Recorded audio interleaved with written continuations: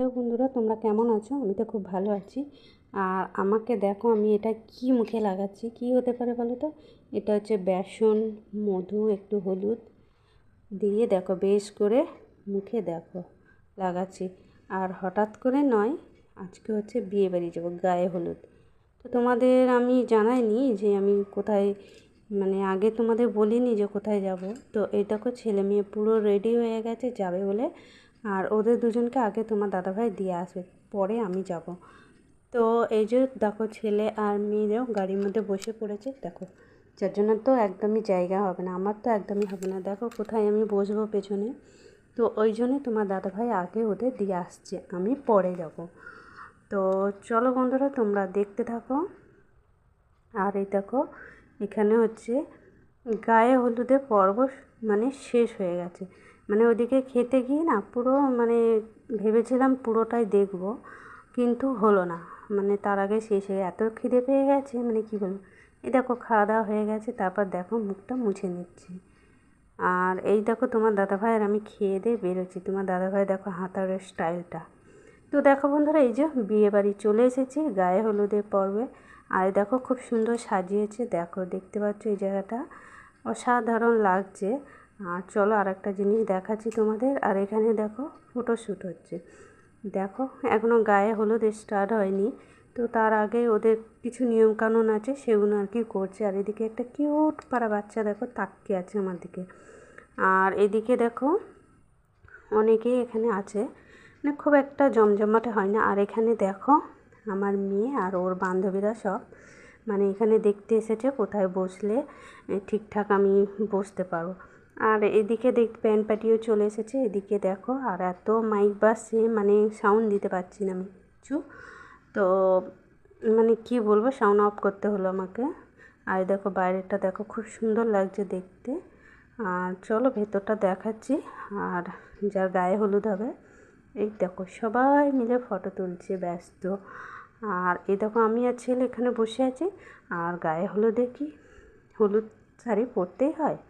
একদমই নয়। তো দেখো এখানে প্রচুর ভিড় জমে গেছে, আর লাইটের আলোতে মুখ পুরো লাল লাগছে। তা ওইদিকে তোমার দাদাভাই বাইরে বসে আছে, আর আমরা এই যে ভেতরে আছি। আর এদিকে দেখতে পেলে ওই যে বসেছিল একজন, উনি হচ্ছে মেয়ের বাবা।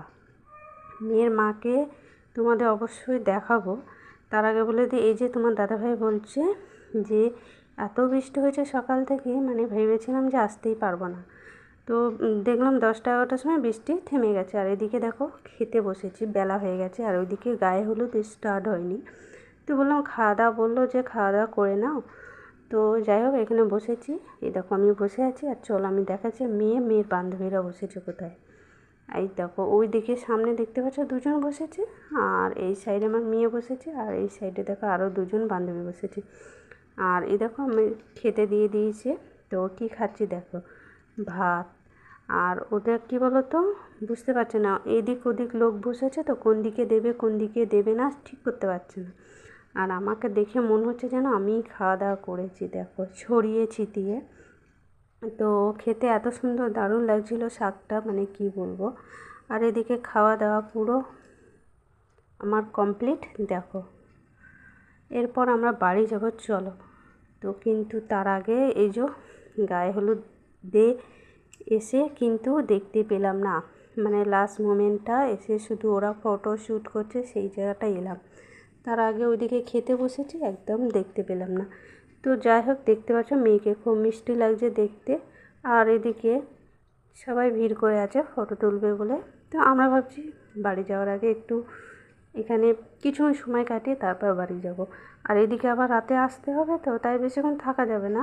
আর এদিকে দেখো আমি দাঁড়িয়ে আছি, আমি একটা কালো রঙের কাপড় পরেছি, আমি একদম হলুদ পরিনি। কারণ হচ্ছে যে মেয়ে বললো মা তোমাকে হলুদ পরতে হবে না, তুমি কালো পরো। আমি কালো পরছি, ভাই কালো পরেছে, সবাই কালো পরে, তোমার দাদাভাই বাদ। তো যাই হোক দেখতে পাচ্ছ খুব সুন্দর লাগছে জায়গাটা, খাওয়া দাওয়া অ্যারেঞ্জমেন্ট খুব ভালো করেছে। আর আমার তো প্রচুর পরিমাণে গরম করছে, তোমাদের বলে বোঝাতে পারবো না। চার সাইডে মানে এত গরম করছে, মানে চারদিকটা প্যান্ডেলটা পুরো ঢাকা, তো আর এত গরম। আর মেয়েকে দেখো দেখো মানে খেতে গিয়ে পুরো লিপস্টিক উঠে চলে গেছে, মানে খেয়েছি না লিপস্টিক খেয়েছি বোঝা যাচ্ছে না। এরপর আমরা বাড়ি যাবো। তোমার দাদাভাই খাওয়া দাওয়া আর করে আমি আর তোমার দাদাভাই হাঁটছি, দেখো কত খেয়েছি, রাতে আবার খেতে পারবো কি জানি না। তো যাই হোক, বাড়ি যাওয়ার জন্য প্রস্তুতি। এই যে ওরা গাড়ি বের করে নিয়েছে তোমার দাদাভাই, আর এদিকে ছেলে মেয়ে সবাই চলে এসেছে। যাওয়ার সময় তো মানে ওরা বেশ ভালোই গেল, কিন্তু এই যে এবার কি করে বাড়ি ফিরবো চারজন, খুব চাপাচাপি হবে।